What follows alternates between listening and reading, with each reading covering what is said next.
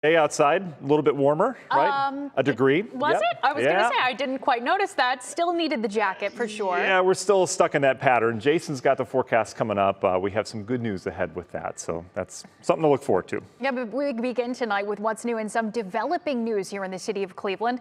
Cleveland Police Chief Calvin Williams is stepping down after more than 7 years on the job. He says he'll leave along with outgoing Mayor Frank Jackson in early January.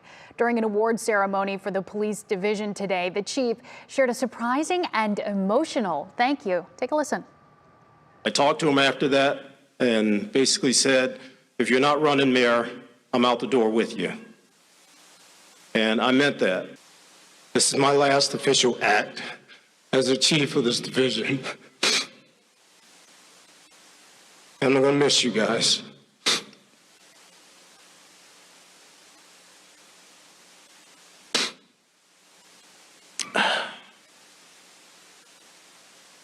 I'm going to miss you because you do a great job. You make us proud. And you get out there and you do a great job for us day in and day out. And people don't realize how hard it is. But I do. And I thank you for that. And I appreciate that. And people have sacrificed their lives for this job.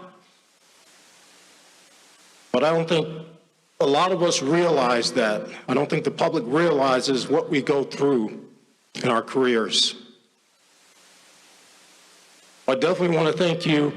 I want to thank our surviving families. You guys, we'll forever have you in our hearts and support you. The folks that are getting awards, keep doing it. Keep making us proud. Keep the city safe. And keep making this division the best division in this country. Thank you. Chief Calvin Williams told me he had planned to retire when Mayor Jackson did, but not until walking to today's award ceremony did he decide to share that with his people, as he said, his officers. Saying the mayor is like a great uncle to him, Chief Williams says January 3rd will also be his last day. His tenure began with the death of Tamir Rice and the Department of Justice investigation and consent decree reforms that followed. It's included the loss of officers in the line of duty, record violence at times, and successes, praise for peace during the RNC and other high-profile moments for the city. Mayor-elect Justin Bibb has said prior to this election that he would replace Chief Williams, and he told 3 News he'll do a nationwide search, including internal candidates to fill the job. Chief Williams said he's leaving the division in good shape for his successor. The next person that sits in this chair has to really come in and evaluate and see exactly what that vision should be going forward. But I also caution that person to take a look at what we've done so far. You know, don't discard it, because I think the division, Mayor Jackson's administration, has put a lot of things in place that are a key foundation to moving this division forward. And I can only ask for that next person to do a better job than I did, because that's what we all wish for this city. I just got back from speaking with him in his office. He says the next 58 days will be spent on transition. And while he hasn't spoken with the mayor-elect yet, he hopes to. And he encourages Clevelanders to support their police, who he says love the city, as we all do. Now on your feet at 5. Today, the federal government announced its deadline for the COVID vaccine mandates. Starting January 4th, any company with 100 or more employees will need to be vaccinated and have a weekly COVID test. Big news. Our senior health correspondent, Monica Robbins, joins us now with how exactly this is going to work. Hi, Monica. Yeah, let me spell this out, everybody. Okay, so the plan already spawning protests, backlashes, and even legal challenges right here in Ohio. But it is no joke to the federal government trying to get the pandemic under control. Steep fines for non-compliance included. Now, it covers more than 84 million private sector workers and 17 million healthcare workers. President Biden directed the Labor Department to invoke emergency powers over the safety of workplaces. Employees must be vaccinated by January 4th, or they must undergo weekly testing. On December 5th, unvaccinated workers must wear masks. Companies must provide paid time off for employees to get vaccinated and sick leave for side effects. Businesses are not required to pay for or provide the testing. The employee must do that, but they are required to report and keep records. Companies that fail to comply may be fined depending on the frequency of violations. An OSHA penalty is typically near $14,000 for every serious violation. And this also applies to healthcare workers. University hospitals, Cleveland Clinic, and Mercy Health said they were waiting for additional guidance from the government. Now they have it and risk losing Medicare or Medicaid funding if they fail to comply. Now, Monica, why this date, first of all, and how is this legal in the whole scheme of things? Yeah, a lot of people have been asking that. Well, the January deadline may help retailers who are struggling to get and keep employees through the holiday season. And legal experts say OSHA has the authority to do this, and its standards preempt existing rules of state governments. So, and if a state government, half the states actually have their own rules, but they're monitored by OSHA. So in that case, they still have to put in place a vaccine mandate similar to what the federal government is asking for. And you mentioned in talking about those healthcare companies, a lot of them were waiting for the details we got today. So see change coming down the pipe. Yeah, I would expect by tomorrow you'll probably see a lot of press releases saying that we're doing this now. All right, Monica, thank you so much. Sure. Tonight, Monica, Jimmy, and I will be hosting a panel of experts to help answer your questions about kids and the COVID vaccine.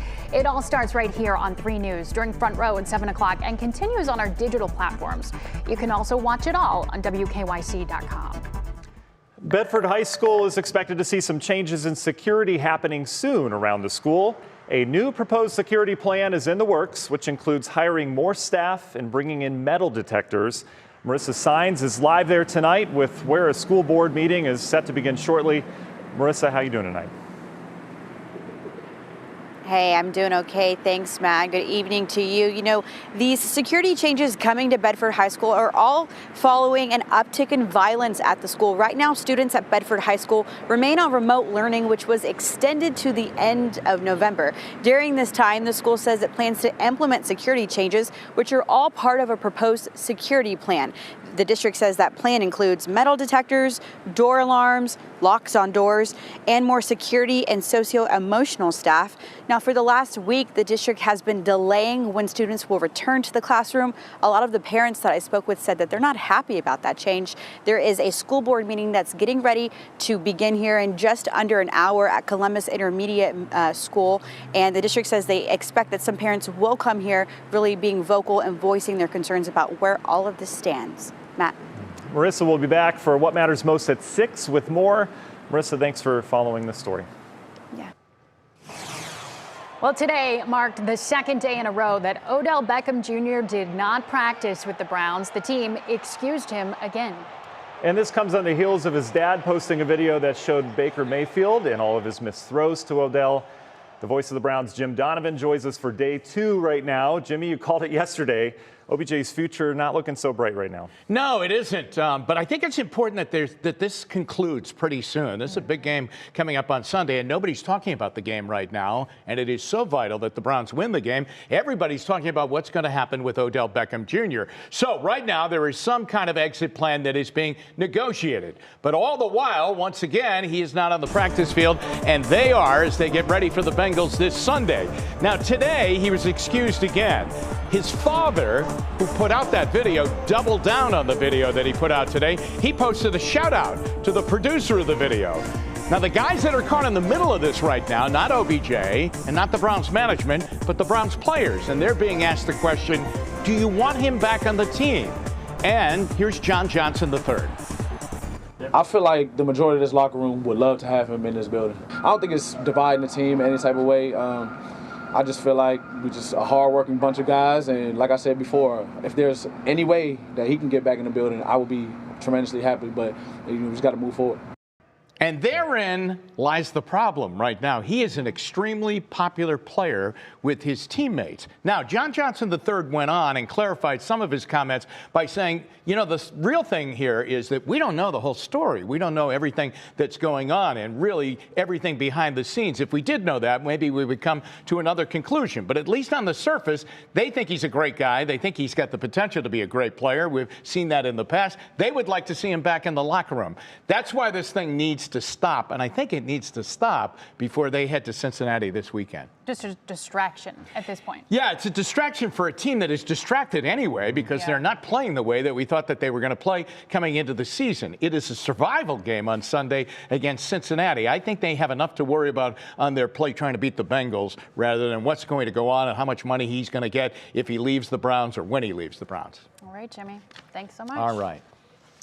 Well, next on What's New, hear from a Lorain County family who's extremely excited for their immunocompromised daughter to finally get protected against COVID. Then honoring Tupac's legacy, where you can visit an immersive exhibit that explores his life. And Jason, what's coming up in the forecast? Well, it's hard to imagine, like we're still in fall, but for some it's been feeling like winter, certainly with the winter precipitation. If you're going outdoors this evening, perhaps you're going to dinner, maybe you have some of the fall sports that you're attending. Light wind, light mix, another cold evening. We'll talk about that forecast coming up.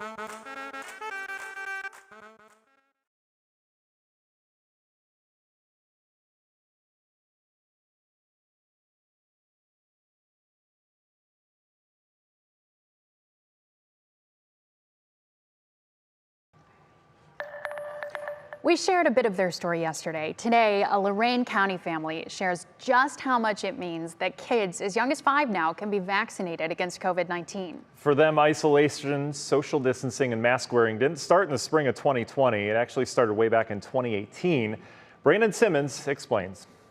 Lexi and Tim Komechik couldn't help but notice the changes in their oldest child, Cece, 3 years ago. Weight loss, unexplained fevers, a limp, and then a punch in the gut when medical tests came in. Cece was diagnosed with acute lymphoblastic leukemia, and she had to undergo treatment for over 2 years. And that's when the Komechiks started their own lockdown of sorts to protect Cece. with no idea that it would continue longer than anticipated. Going through this pandemic has been one thing, but going through it with an immune-compromised child has just been terrifying. Cece's treatments continued, and although tough on her and the entire family, she came through everything like a champ. A celebration party planned, then canceled because the world just wasn't safe yet. So, we had planned this huge end of chemo bash we were gonna have, and that was just a no-go.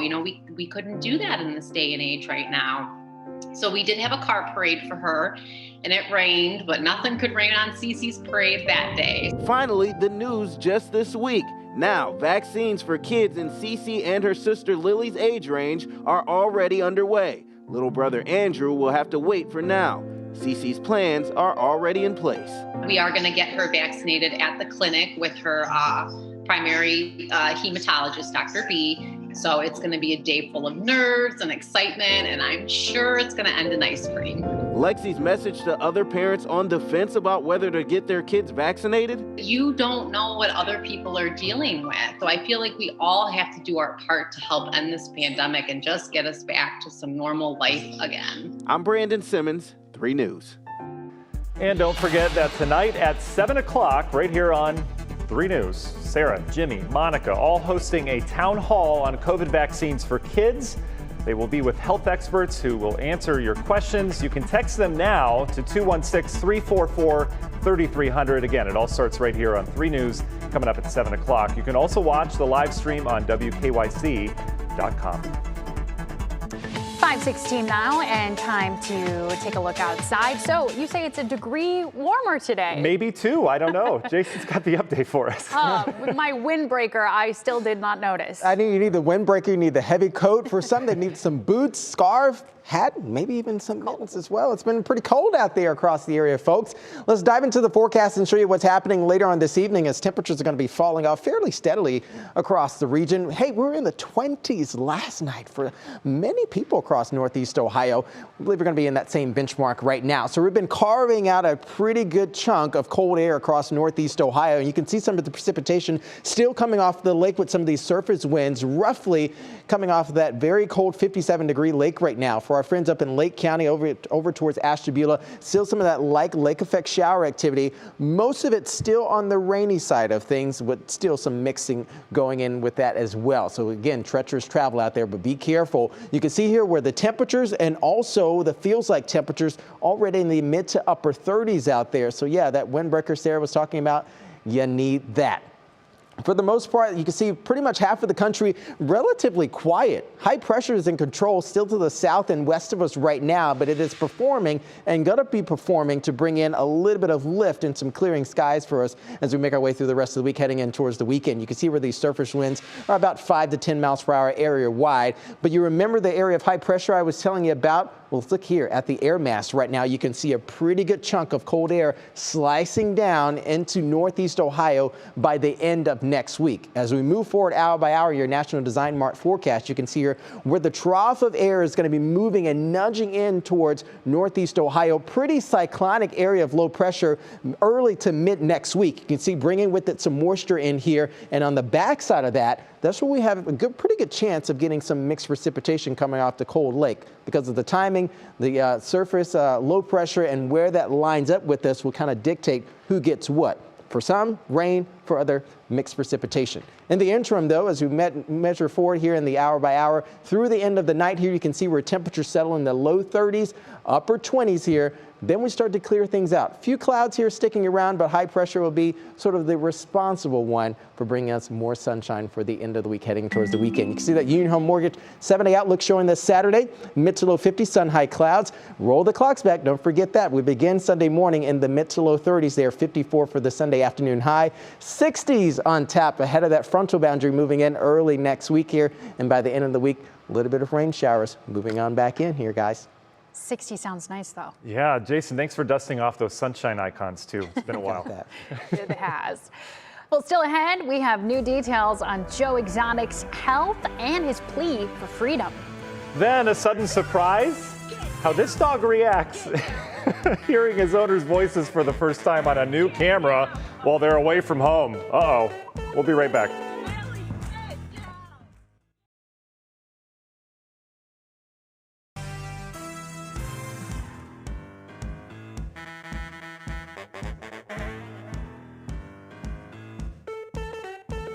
Hi, Al. We're talking about Joe Exotic and how he wants people to help free him from jail.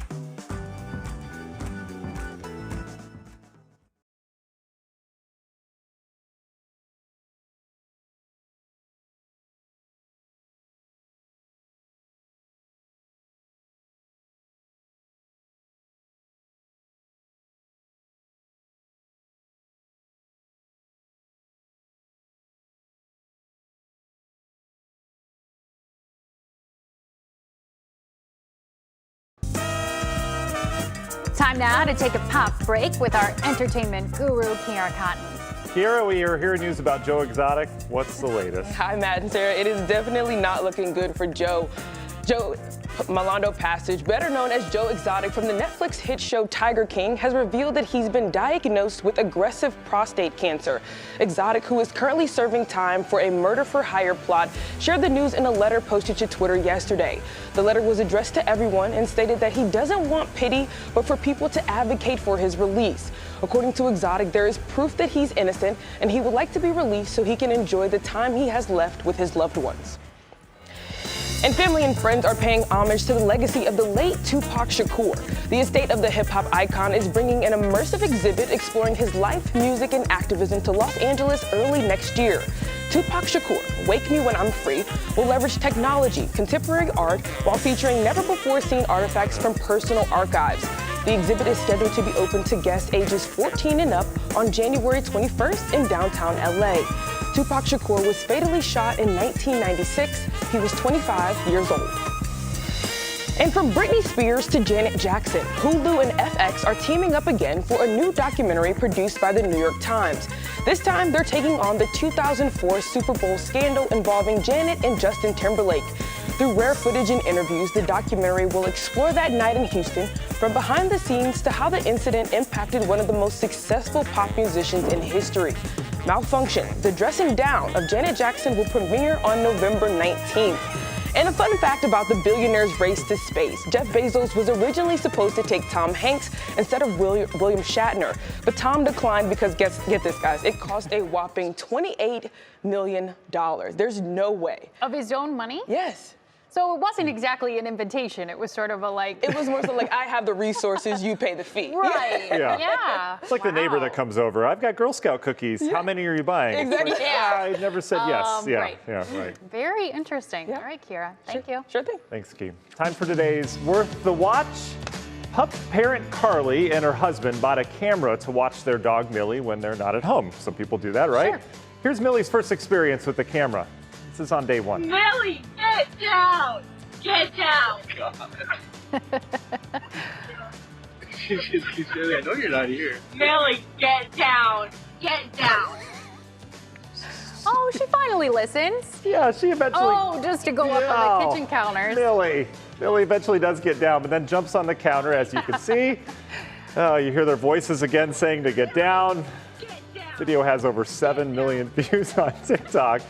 You think Millie knows? Looks a lot like Basil, actually. I know she does. I bet she's a Labradoodle. Right. Do you think Millie knows that they're not home and I think is playing so. them? And you hear them if you can see them talking in the background. They're like, she knows. She knows she's home alone. Like, what are you going to do about it, Mom and Dad? I think that's got to be her first time on that table, too. That's a tough spot to go. Oh, Millie, get down. You know, so sweet looking. Right. Well, coming up in our next half hour of What's New, kids and COVID. Monica Robbins joins us again with a preview of tonight's multi-platform discussion about the vaccine. Then gear up to pay more for packages. FedEx is adding another surcharge. We'll tell you what it's going toward. And clock change. We will hear from a local sleep expert on how to best adjust your body for the time change coming this weekend.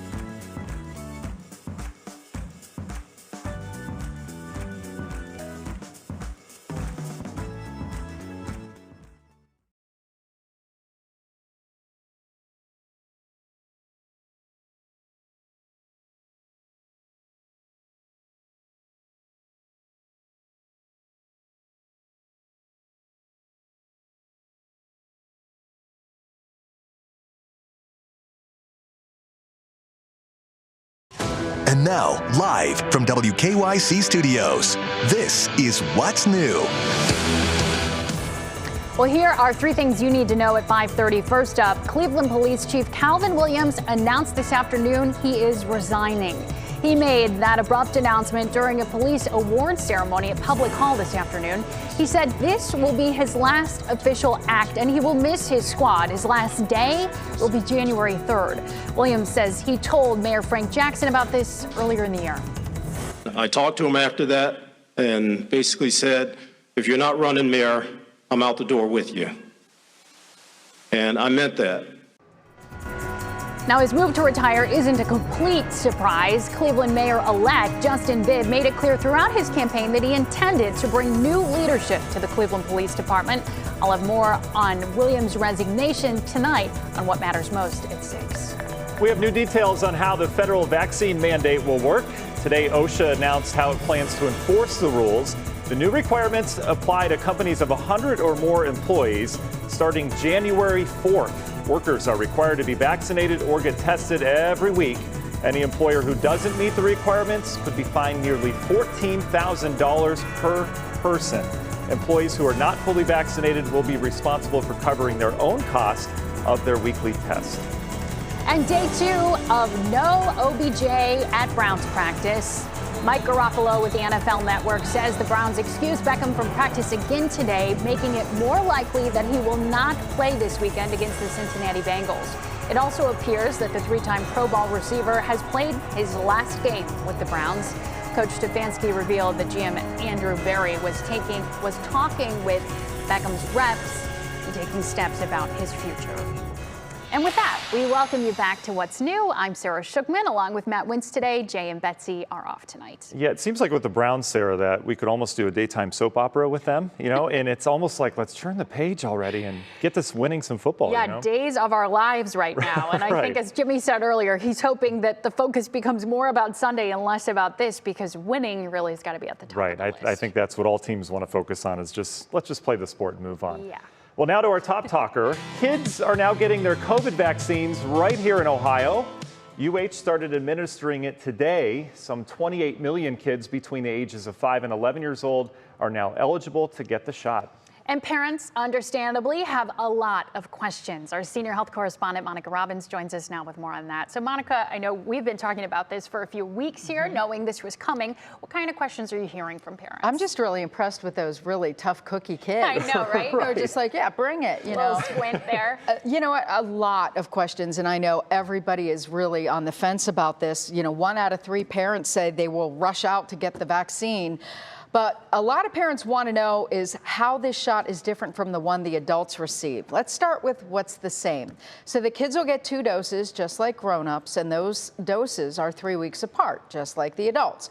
But the big difference, each dose for kids is 10 micrograms. That's a third of the 30 microgram dose given to adolescents and adults. The other big question I'm getting, what are the side effects? Well, there is some good news. Pfizer's clinical trials actually showed that younger children had fewer side effects than the older kids and adults. And those side effects are very similar to what adults experienced: fever, aches, but more mild than what the grown-ups had. And you may have heard about a side effect called myocarditis. That's inflammation around the heart. Keep in mind, it is exceedingly rare, so rare that no cases of it happened during the clinical trial in kids of this age group. And the CDC advisors concluded that the rate, already very low in adolescents, is likely even lower in the younger kids. And they added that a COVID infection is far more likely to cause myocarditis than the vaccine. So that's something I know a lot of people were concerned about, and they need to know. Yeah, I think a lot of questions. I mean, obviously, I've got a 5-year-old at home, right? We've got questions about that coming in. And those are just tip of the iceberg, right? Parents have a lot more questions, as we do. And you're going to answer them tonight coming up at 7. Yeah, that's right.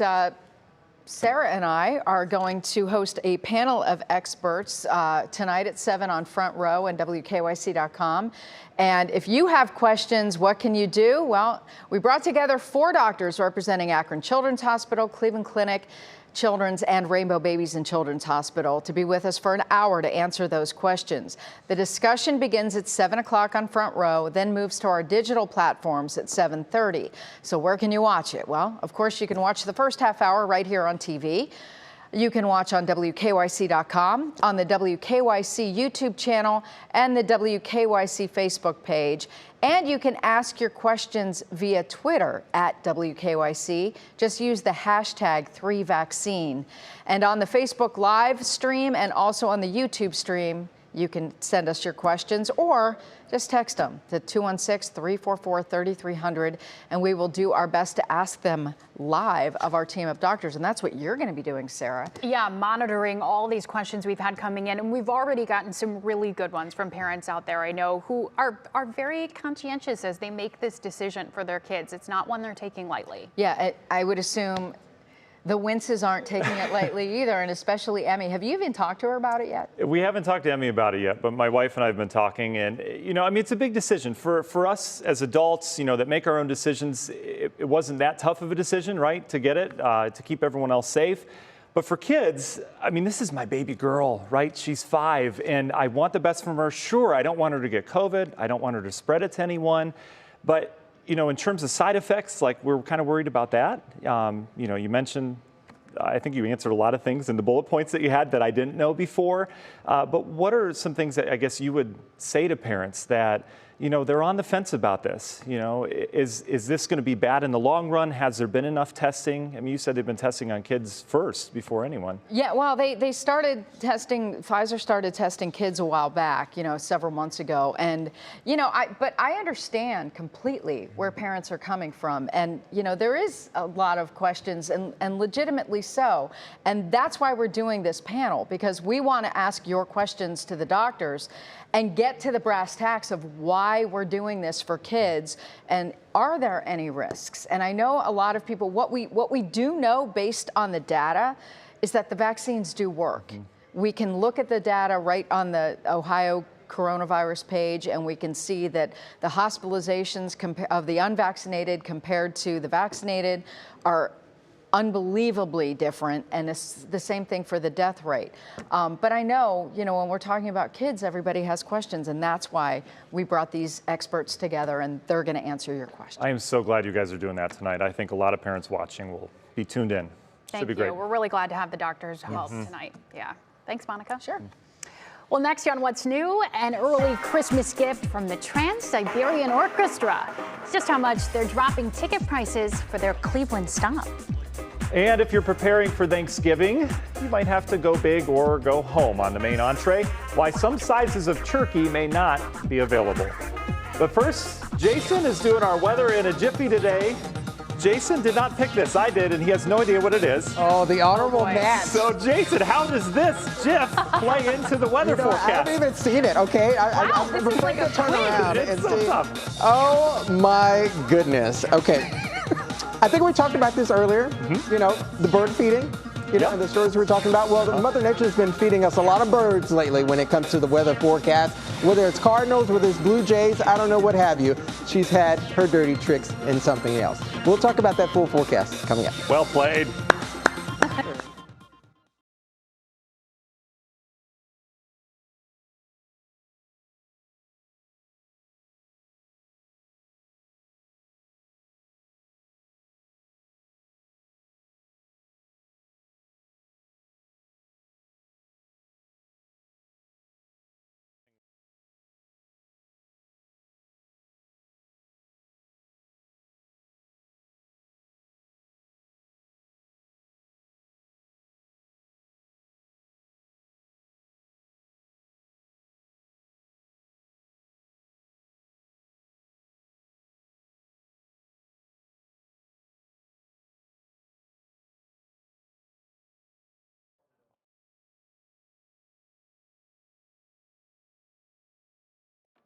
Hey, can you hear me?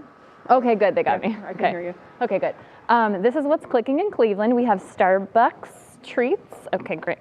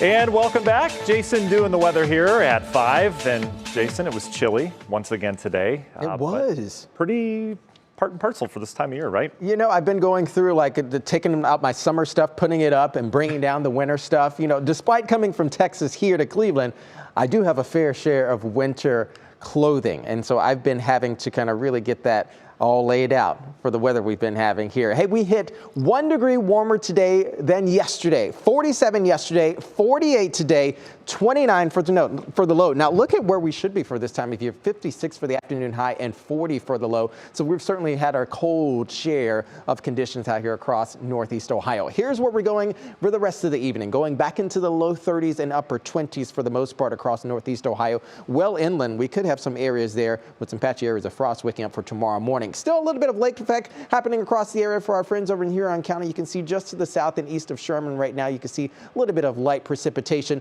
That's continuing over towards the south of Akron, Canton right now as well. If you're going south on 71, beware. You might run into a little light precipitation. Still a little bit of mixing for our friends over in Lake County and also Ashtabula. Over towards Trumbull, a little bit of light mix for you. Denmark, Lennox as well. And our friends over in Ashtabula, over in Matt, I believe that's your old stomping grounds up there as well. Hi, family. Here's the setup across the eastern half of the country. Relatively quiet because of an area of high pressure just to the south and west of us. That's going to be on the move and building and gaining real estate into the region. Because we'll still have this lake nearby us, we'll still have some of the lake effect continuing late tonight through early tomorrow. A bit more on the lighter side, though, with high pressure gaining ground that are offering more sunshine to kind of warm things up for us for the end of the week. Friday heading into early Saturday. Dinner time for tomorrow and also the Friday night sports. A bit more on the chilly side, mid to upper 30s, low 40s for Friday evening, and then cooling off again and heading into Saturday morning. For the most part, we'll be above freezing along the lakeside for Saturday morning. A few afternoon clouds streaming on through here, not bad, and 50s on tap. The next setup comes early next week, perhaps on Tuesday, Wednesday. This is going to be system number 1. You can see a trough nudging into the region. Bring it with it some light showers. We'll still be on the warming side of things, but system number 2 behind me kicks into high gear late next week. That'll bring a pretty cyclonic area of low pressure across the region there. We'll be on the backside of the low. On the leading edge of it, we'll have a warming trend Wednesday heading into Thursday, and then by the end of the week, we'll bring in colder conditions, and we could likely see a little bit of some lake effect shower activity and perhaps even mixed precipitation with that system as well. A bit more warming trend down to the south, but as I said before, middle to late next week, colder air gets on the move. That moves into us by the end of next week. Certainly going to be a cold one here. Union Home Mortgage 7-day outlook. Look at this. You can see they're turning the clocks back this weekend, Saturday and Sunday in the 50s, 60s, Monday and Tuesday. And we kind of bob and weave a little bit middle to next week. All right, Jason, thank you so much. Well, it is time now at 5:42 to see what is clicking in Cleveland. And for that, we bring in our digital anchor, Stephanie Haney. Hi, Stephanie. Hi, Sarah. Oh, we got some good ones today. My guests on my 3 Things to Know podcast this week are 2 of the stars from Oxygen's new reality show, 911 Crisis Center, which follows a dispatch center in Chagrin Falls. Listen here to Mara Wargo and Andy Watkins sharing their most memorable calls. I actually delivered a baby once over the phone, a little girl. Wow. I think she's going to be about 4 years old this year. I have not met the family or anything, but I keep track just because that was so memorable for me, like how many opportunities are going to get for that. And then the second one is I actually helped a resident perform the Heimlich maneuver on her dog and rescued a dog over the phone. Oh, we love that. That's incredible. Both of those absolutely incredible stories. What about you, Andy? I think the one that really comes to mind was when I was at Chagrin. I had a shooting on a car, and the female called me, and she was driving around in her car because she was shot and she didn't want to go back to where she was. So she finally pulled over, and then when I got the ambulance started, she started driving again. I finally got her pulled over, and she said, somebody's outside my car, and I was like, give them the phone. Gave them the phone. I was like, reach in and take her keys. Don't let her drive again. I have the ambulance on the way. That one sticks out in my mind. Incredible. See more real-life action from inside the Chagrin Valley 911 Dispatch Center when 911 Crisis Center premieres this Saturday at 9 p.m. And between now and then, find the full podcast at wkyc.com/3thingsto know. Now, in a new blog post, Cedar Point spokesperson says demo is underway on the Wicked Twister. Tony Clark writes that the train is off the tracks and the crews are taking it all apart. Full demo will start in a few weeks, and it's all being tossed, so the Wicked Twister will not show up at any other park. No word yet on what will take its place. And fans of the Trans-Siberian Orchestra who like to save money, today is your day. Between now and 10 a.m. tomorrow, you can get tickets to see the orchestra at Rocket Mortgage Fieldhouse on December 30th for just $25. It's a special to honor the 25th anniversary of their multi-platinum album, Christmas Eve and Other Stories. The link to buy is on WKYC.com. And today, Matt, Sara, and Jason, a bit of an unofficial holiday. The Starbucks holiday drinks are out in their new holiday cups. So I want to show these to you. The brand new one is this vegan one. Oh, it's finally. a sugar cookie with almond. And then we also have this decaf one is for me because I'm 90 years old. And Sara and Jason, you get to fight it out over the peppermint mocha, which turns 19 today. Wow. Also, the chestnut praline. Oh, that sounds good. And the toasted white chocolate mocha. So you get to take your choice. Okay. And while you're picking, I think I might do the praline. It's like Christmas in your mouth. the theme of the cups is different. It's gifts this year because they want it to be more inclusive. So that's why you see the ribbons and the gifting, and that's what they're doing this year. Oh, this is. Well, the cups are always sort of controversial, you know, whatever Right. they're going to choose. I prefer homebrew, but this beats that. This is really good. This And it vegan tastes one. like a sugar cookie? It tastes like, a bunch of sugar cookies, just all at once Those exploding. Christmas decorated cookies, those are hard to avoid. So They are. in cup form. Tis Thanks, the Stephanie. season. Boy, This what a is holiday. so good. Thank you. Make sure Thank Betsy you. and Jay are off Cheers. every holiday for this. All right. Still ahead, changing patterns. We all have to do it this weekend as we turn the clock back. Our body clocks will need to adjust too. We hear from this every year. We'll hear from a local sleep doctor on how to best prepare for the switch. And adding more surcharges. We'll tell you the new prices going up at FedEx to keep up with demand. So good.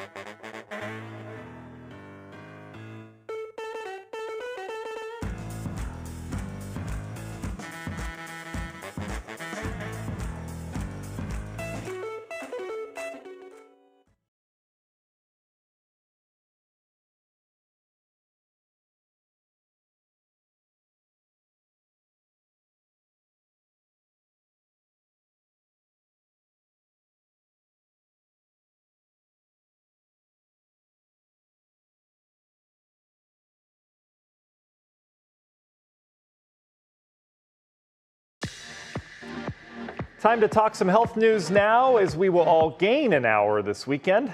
Daylight savings Yay. time comes to an end where we fall back to standard time. I like this much better than spring, at least. Yeah, it feels a little different. Even though we do this clock change twice a year, as we said, so many of us still feel kind of out of sorts after it happens. Mornings will be brighter and it will get darker at night now earlier on. But a Cleveland Clinic sleep doctor told us falling back, gaining that extra hour of sleep really is beneficial to us, but only if you prepare ahead of time. Trying to stay kind of consistent, is really key for sleep. All of those things still apply. But really thinking about what can I do to promote sleep versus things that might be detrimental to sleep. So light activity. Caffeine, as we were just talking about over our Starbucks lattes.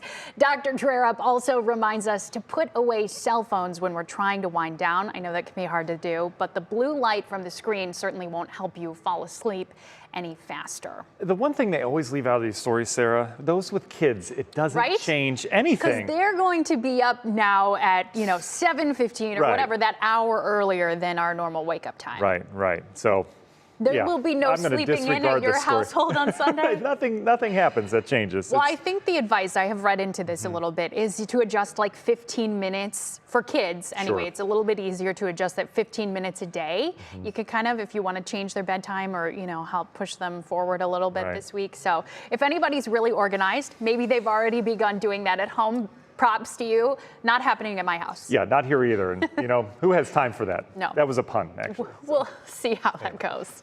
Right. Well, now to 3 stories that will impact your wallet. The first up, some good news. Retail Me Not's Cashback Day starts today. The 48-hour holiday allows shoppers to score up to 20% cash back on products from a variety of retailers. Currently, American Eagle and Old Navy are offering 15% cash back on some things. Amazon is offering 12% on select items. And to take part, you just go to retailmenot.com and search the company you want to shop with. And now we're going to talk about what's going to cost you more money. The cost to ship packages is now increasing just in time for the holiday season. How about that? FedEx announced it's adding a new fuel surcharge to all express, ground, and freight shipments. The charges went into effect on Monday. FedEx says that the additional cost will cover rising prices in its operating market. The company plans to add more surcharges in January. Great. Extra incentive to do the shopping now. I feel like we've been warning people about that. But again, it takes some organization to get to that point where you know what you need for Christmas and you've already out and ordered it. Right. I feel like every year, Sarah, we go through this thing where it's like, I'm going to do things early. I'm going to get it done early because that makes sense. You save the most money, right? And then, December 20th rolls around. You're like, I don't have anything for anyone yet. I don't know. I don't know how to get that organized, but these rising prices may be that motivation for a lot of people to get things done now. Well, you and I are lucky. Our family is mostly local here, so we can hand deliver the gifts. We don't have to worry about getting them shipped out. But gas prices are high. That's true. Absolutely. Well, how about Thanksgiving? First, turkeys are also expected to cost a little more than usual this year. No surprise there. Butterball's CEO told Fox Business that they are not expecting a shortage of birds this year, but that smaller turkeys will be harder to find. He says turkey growers faced many challenges during the past year that impacted the availability of certain sizes.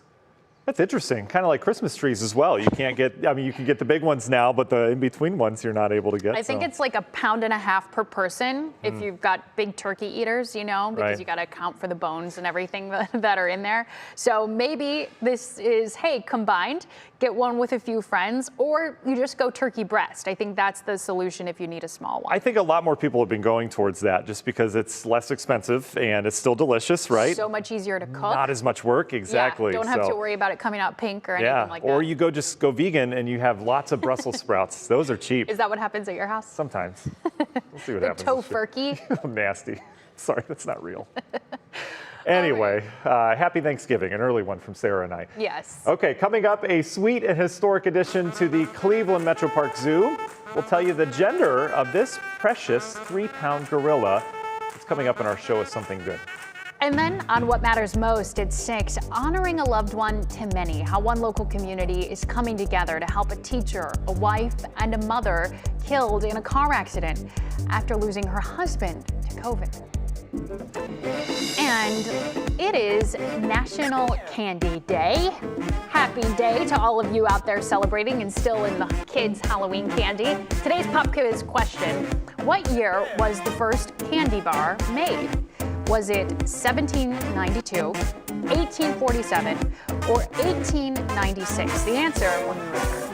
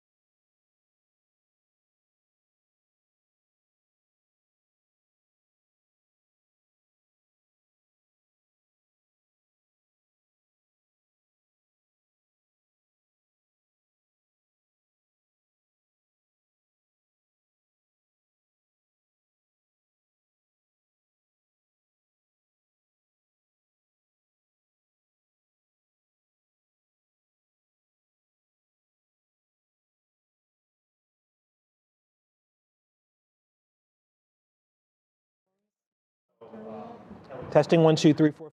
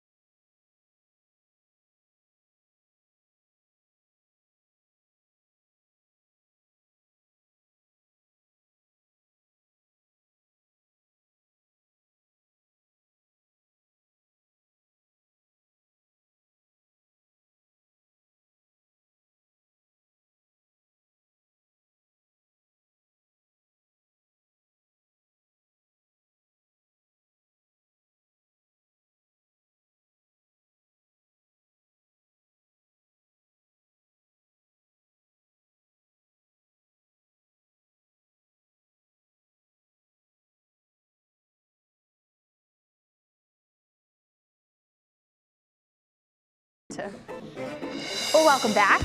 Now, before the break, we asked you on this sweet National Candy Day what year the first candy bar was made. The answer is B, 1847. It was a chocolate bar, of course, made in Britain by a father and son who used cocoa powder and sugar and turned it into a shape. Can you imagine the first person to try a chocolate bar? I mean, deliciousness right there, right? Yeah. Yeah. Well, as we said, if you have been sneaking into the kids' candy a little bit, Yeah. Matt, you think 5 is sort of when they start Yeah, to we were notice. talking during the break. 5 years old is definitely when they start to notice that you're taking their candy. Isla hasn't minded yet. Right, but not yet. We haven't really pointed it out to her. Right, she doesn't need candy at that age. You're good. Well, our show is Something Good tonight comes from the Cleveland Metro Park Zoo. For the first time in the zoo's 139-year history, a baby boy gorilla has been born. The little guy was just born October 26th, weighing 3 pounds, and he doesn't have a name just yet. In the coming weeks, the zoo says they will give the public, all of us, an opportunity to help in naming him. Look at that little guy. Yeah, I thought he was huge at first, and then I saw the baby on the back. I was like, the gorillas are born huge, but yeah, super cute. 3 pounds, so, you know, Yep. a little smaller than your average human baby. Little baby Browns fan there. That's it. Maybe that can be part of our name inspiration. Ah, I see. I'll have to Yeah, work we'll on have to do something like that, yeah. Well, thanks for joining us tonight. Yeah, thanks for watching us. What Matters Most with Russ and Lena? It starts right now. Now, at 6, stepping down.